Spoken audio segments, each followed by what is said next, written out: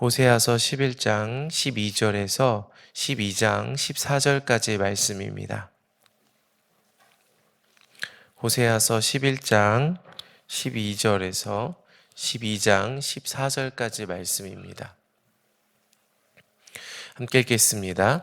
에브라임은 거짓으로, 이스라엘 족속은 속임수로 나를 애워쌌고, 유다는 하나님 곧 신실하시고 거룩하신 자에게 대하여 정함이 없도다. 에브라임은 바람을 먹으며 동풍을 따라가서 종일토록 거짓과 포악을 더하여 아수르와 계약을 맺고 기름을 애굽에 보내도다. 여호와께서 유다와 논쟁하시고 야곱을 그 행실대로 벌하시며 그의 행위대로 그에게 보응하시리라. 야곱은 모태에서 그의 형의 발 뒤꿈치를 잡았고 또 힘으로 하나님과 겨루되 천사와 겨루어 이기고 울며 그에게 간구하였으며, 하나님은 베델에서 그를 만나셨고 거기에서 우리에게 말씀하셨나니 여호와는 만군의 하나님이시라. 여호와는 그를 기억하게 하는 이름이니라. 그런즉 너희 하나님께로 돌아와서 인애와 정의를 지키며 항상 너의 하나님을 바랄지니라.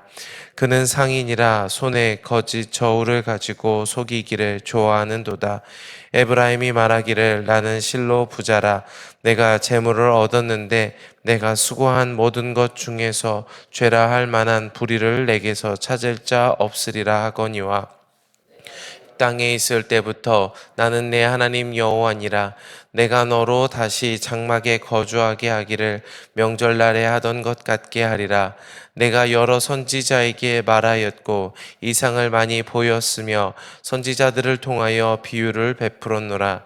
길르앗은 불의한 것이냐? 과연 그러하다. 그들은 거짓되도다. 길갈에서 무리가 수송아지로 제사를 드리며 그 제단은 밭 이랑에 쌓인 돌무더기 같도다. 야곱이 아람의 들로 도망하였으며 이스라엘이 아내를 얻기 위하여 사람을 섬기며 아내를 얻기 위하여 양을 쳤고, 여호와께서는 한 선지자로 이스라엘을 애굽에서 인도하여 내셨고 이스라엘이 한 선지자로 보호받았거늘 에브라임이 경노하게 함이 극심하였으니 그의 주께서 그의 피로 그의 위에 머물시며 그의 수치를 그에게 돌리시리라. 아멘. 이 어제 말씀에서 이 하나님께서는 이스라엘을 이 종되었던 애굽에서 구원하여 내셨고, 애굽에서 구원하여 내셨을 뿐 아니라 그 애굽에서 구원해낸 이스라엘을 아들 삼아 주셨습니다. 그리고 광야에서도 가나안에서도 하나님께서는 이스라엘 백성을 먹이고 입히시며 이스라엘 백성이 하나님이 말씀하신 구원의 길, 의의 길로 행할 수 있도록 하나님은 이스라엘 백성에게 그 걸음을 가르쳐 주셨습니다. 하나님은 전적인 은혜와 사랑으로 이스라엘에게 베풀어 주셨고 아들 삼아 주셨습니다. 하나님의 그 사랑은 변하지 않았고 신실하셨습니다. 그러나 오늘 본문에서 말씀하시는 이스라엘의 모습은 어떻습니까? 그렇게 이스라엘을 전적으로 사랑하시고 은혜를 베푸시고 변치 않는 사랑으로 신실하셨던 하나님이 계셨음에도 불구하고 이 이스라엘은, 에브라임은 거짓으로, 이스라엘 족속은 속임수로 하나님을 애워쌌다. 유다는 하나님 곧 신실하고 거룩하신 자에 대하여 정함이 없었다라고 오늘 본문은 말씀하고 계시는 것입니다. 에브라임은 바람을 먹으며 동풍을 따라가서 종일토록 거짓과 포악을 더하여 아수르와 계약을 맺고 기름을 애굽에 보내도다라고 말씀하고 계신 것입니다. 하나님은 이스라엘 백성과 언약하셨습니다. 이스라엘 백성을 아들 삼아 주셨습니다. 장자로, 아들로 너를 나의 유업을 이을 자로 끝까지 불러주셨습니다. 그러나 이스라엘은 입술로는 하나님을 공경했을지 모르겠습니다. 하나님을 섬기겠다 말했을지 모르겠습니다. 그러나 이스라엘의 마음은 그 입술의 고백과는 달리 하나님을 속이고 자기의 육신의 정욕과 원함을 따라 행하였던 것입니다. 오늘 본문에 말씀하신 것처럼 아수르에게 그 마음을 주고 애굽을 의지하였던 것이죠. 결국 하나님은 신실하시지만 이스라엘은 불신하였습니다. 하나님은 변치 않는 사랑으로 이스라엘에게 베푸셨지만 이스라엘은 하나님의 사랑에 대해서 거짓하고 속이는 모습을 보여주고 있습니다. 이에 대해서 하나님께서는 2절 말씀에 이렇게 말씀하십니다. 여호와께서 유다와 논쟁하시고 야곱을 그 행실대로 벌하시며 그 행위대로 그에게 보응하시리라. 오늘 본문은 신실하신 하나님과 거짓하고 속이는 이스라엘의 모습을 계속 대조적으로 보여주고 있습니다. 이 오늘 말씀이 거울이 되어 저와 여러분을 돌아보시는 시간 되시기를 바랍니다. 우리 3절 말씀 같이 읽겠습니다. 야곱은 모태에서 그의 형의 발 뒤꿈치를 잡았고 또 힘으로는 하나님과 겨루되 천사와 겨루어 이기고 울며 그에게 간구하였으며 하나님은 베델에서 그를 만나셨고 거기서 우리에게 말씀하셨나니 여호와는 만군의 하나님이시라. 여호와는 그를 기억하게 하는 이름이니라. 그런즉 너희 하나님께로 돌아와서 인애와 정의를 지키며 항상 너희 하나님을 바랄지니라. 아멘. 오늘 본문에서 특별히 이 하나님께서 이 호세아 선지자를 통하여 야곱의 이야기에 대해서 말씀을 하고 계십니다. 이 야곱의 이야기는 무엇입니까? 야곱은 모태에서부터 그의 형 이 에서의 발 뒤꿈치를 잡았습니다. 그리고 우리가 아는 것처럼 오늘 본문에 나오진 않지만 이 팥죽 이야기를 통해서 이 장자권을 얻으려고 했습니다. 야곱은요, 어떤 사람이냐면 이 모태에서부터 끊임없이 이 하나님의 축복을 받고자, 이 장자의 축복을 받고자 이 붙잡았던 자, 애썼던 자, 끊임없이 추구했던 사람이 바로 야곱입니다. 그리고 나서 오늘 본문에 나오는 이야기는 이 야곱이 하나님과 겨루어 씨름하였던 이야기를 이야기하고 있습니다. 이 복 주시기를 간구하면서 이 밤이 새도록 하나님과 겨루어 이 씨름하였습니다. 결국 그 야곱의 환도뼈가 부러지고 이 하나님께서 야곱에게 이 복을 주셨죠. 무슨 복을 주셨습니까? 겨루어 이긴 자라는 복. 이 야곱, 붙잡는 자라는 이름에서 결국 이스라엘이라는 이름, 이긴 자라는 이름을 주셨다라는 것입니다. 그리고 이제 이 베델에서 이 야곱에게 다시 이스라엘로 돌아올 것, 하나님의 집인 베델로 돌아올 것에 대해서 말씀하셨던 그 야곱의 이야기를 오늘 말씀하고 계십니다. 이 왜 야곱의 이야기를 오늘 본문에 말씀하고 계시는 걸까요? 이 야곱은요, 끊임없이 하나님의 축복을 붙잡고 추구하고 갈망하던 사람입니다. 그러면서 이 에서의 뒤꿈치를 잡고 여러 가지 우여곡절, 이 삼촌 라반의 집으로 도망치기도 하고 여러 가지 일들을 겪었고, 결국에는 그 과정들을 통하여 야곱이 얻게 된 것은 이기는 자, 하나님과 겨루어 이긴 자, 이스라엘이라는 이름을 얻게 되었다는 것이죠. 그런데 오늘 본문에서 말씀하시는 것은 이 야곱이 모든 과정에서 결국 이기는 자라는 이름을 얻기까지 있을 수 있었던 것은 바로 하나님의 신실하신 도움이 있었기 때문이다라는 것을 오늘 본문에서 말씀하고 계시다라는 것이죠. 야곱은 끊임없이 추구하는 자였습니다. 축복을 바라는 자였습니다. 하나님은 그런 야곱을 지키시고 보호하셔서 베델에서도 만나주시고 축복하여 주셨고, 또 이 삼촌 라반의 집에서도 계속 축복하여 주셔서 마침내 이기는 자가 되게 하여 주셨다는 것이죠. 이 야곱의 이야기를 우리 계속 이야기했으면 좋겠습니다. 우리 11절에서 12절 말씀 같이 읽겠습니다.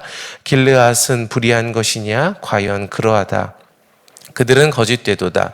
길갈에서 무리가 숫송아지로 제사를 드리며 그 제단은 밭 이랑에 쌓인 돌무더기 같도다.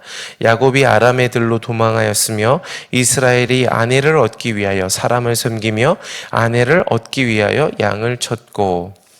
이 야곱이 결국 이 이삭에게 장자의 축복을 받게 됩니다. 원래는 에서가 받아야 될 축복을 이제 가로채게 된 것인데, 이처럼 야곱은 끊임없이 이 장자의 축복, 이 하나님의 축복을 갈망했던 사람입니다.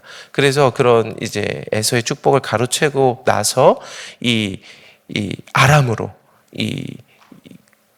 라반의 집으로 도망치게 되었습니다. 라반의 집에 도망쳐서 어떻게 됩니까? 야곱은 이 아내를 얻기 위해서 이 속임을 당하게 되죠. 이 라반을 위해서 오랜 시간 동안 일하게 됩니다. 그리고 양을 얻기 위해서 이 라반을 위해서 일하게 되는데, 라반이 이 야곱에게 이 싹스를 몇 번이나 바꿨다고 성경이 말씀하십니까? 10번이나 바꾸었다고 이야기를 하십니다. 결국 야곱은요, 그 도망치는 과정에서 이 라반에게 계속 속임을 당하고 이 원하던 것을 얻지 못하고 이런 억울한 상황들 속에 계속 놓이게 되었던 것입니다. 그런데 성경이 말씀하시는 이 야곱의 결론은 무엇입니까? 그 라반의 집에서 나올 때 라반이 계속 야곱을 10번이나 품삯을 바꾸고 속이고 또 두 아내를 얻는 과정에서 계속 억울한 일을 당하였음에도 불구하고 하나님은 야곱을 축복하셔서 그가 거부가 되게 하여 이 라반의 집을 나오게 하셨다는 것입니다. 뿐만 아니라 두 아내를 얻고 많은 자녀를 얻고 많은 재물을 얻게 하셔서 이 야곱이 라반의 집에서 나올 수 있게 하셨다는 것이죠. 이 오늘 본문에서 계속 이 야곱에 대해서 이야기하시는 건 무엇이냐면 야곱이 계속 속임을 당하고 하나님의 축복을 구하며 이 억울한 일을 당하였지만 하나님은 그 야곱을 끊임없이 축복하셨고 신실하게 사랑하셔서 마침내 그 야곱이 거부가 되고 그 하나님의 약속하신 그 베델로 돌아올 수 있게 하셨다라는 그 하나님의 신실하심에 대해서 말씀하고 계시다라는 것입니다. 그러면서 우리 한번 이 4절 말씀 한번 보겠습니다. 천사와 겨루어 이기고 울며 그에게 간구하였으며 하나님은 베델에서 그를 만나셨고 거기에서 우리에게 말씀하셨나니 라고 말씀하고 계십니다.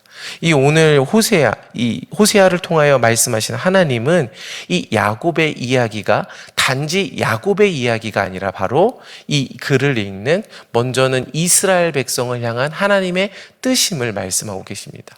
이 베델에서 야곱에게만 이야기한 것이 아니라 우리에게, 이스라엘에게 바로 이 하나님의 신실하심에 대해서 말씀하셨다는 것이고, 더욱이 오늘 이 글을 읽고 오늘 이 본문을 읽는 저와 여러분에 대하여서도 이 신실하신 하나님에 대하여 말씀하고 계시다라는 것입니다. 아멘. 사랑하는 성도 여러분, 오늘 우리가 기억해야 합니다. 오늘 저와 여러분의 삶과 지금까지의 인생은 어떠하였습니까? 여러 가지 우여곡절이 있었을지도 모르겠습니다. 야곱과 같이 속임을 당하는 일이 있었을지도 모르고 억울함을 당하는 일이 있었을지도 모르겠습니다. 그런데 하나님은 오늘 우리에게 어떻게 하셨습니까? 우리를 변함없이 사랑하여 주셨습니다. 그런 억울한 일과 속임 가운데서도 우리를 지켜 보호하여 주셨다는 것입니다. 그러면서 우리가 하나님의 그 풍성한 유업을 얻는 진정한 하나님 나라의 거부가 될 수 있도록 오늘 우리를 지금까지 인도하여 주셨다는 것입니다. 하나님이 야곱에게 베풀었던 그 신실하심이 오늘 우리에게도 동일하게 역사하고 계시다라는 것을 오늘 본문은 말씀하고 계시다라는 것입니다. 그런데 여러분, 이렇게 하나님이 신실하셨는데 과연 이스라엘 백성의 반응은 어떠했습니까? 우리 7절에서 8절 말씀 같이 읽겠습니다. 그는 상인이라 손에 거짓 저울을 가지고 속이기를 좋아하는도다. 에브라임이 말하기를 나는 실로 부자라. 내가 재물을 얻었는데 내가 수고한 모든 것 중에서 죄라 할 만한 불의를 내게서 찾아낼 자가 없으리라 하거니와. 여러분, 얼마나 안타까운 이야기입니까?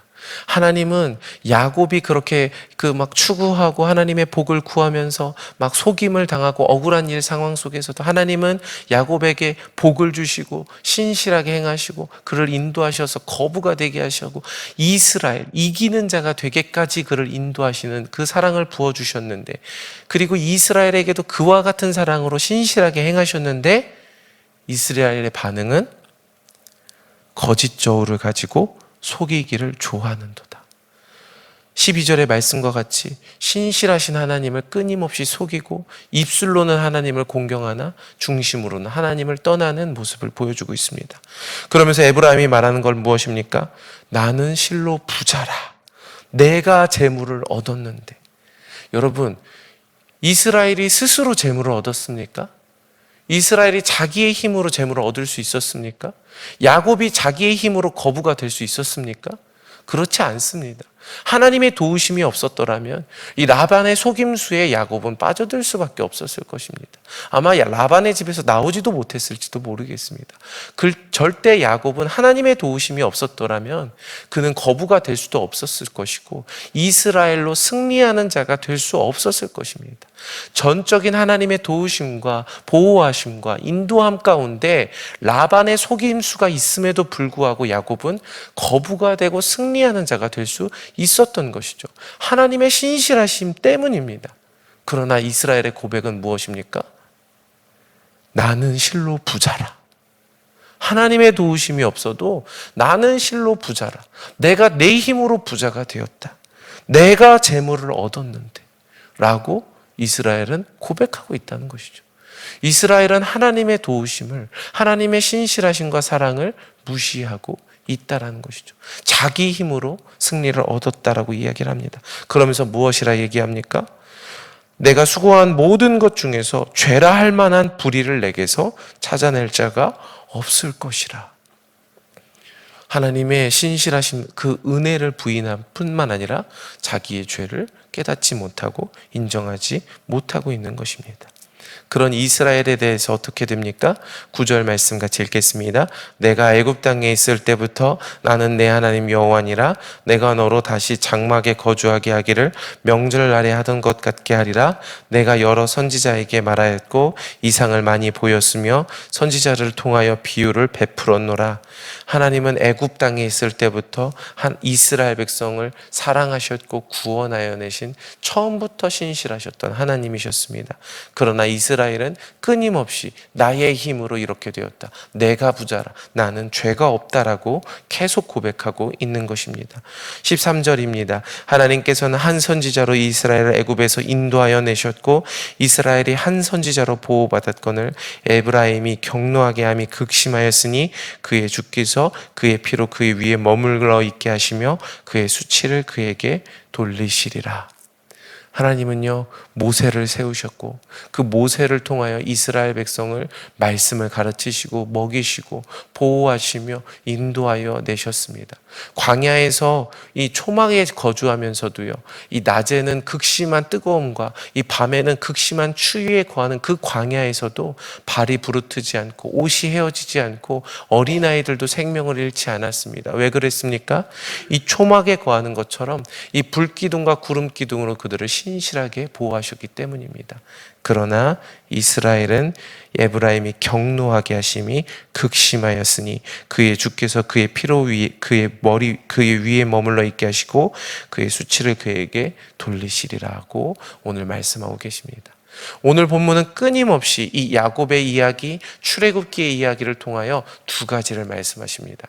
신실하신 하나님, 변치 않으신 하나님, 속임 가운데서도 지키고 보호하셔서 마침내 거부가 되게 하시고 또 승리하게 하시는 이스라엘, 이긴 자가 되게 하시는 하나님에 대해서 말씀하십니다.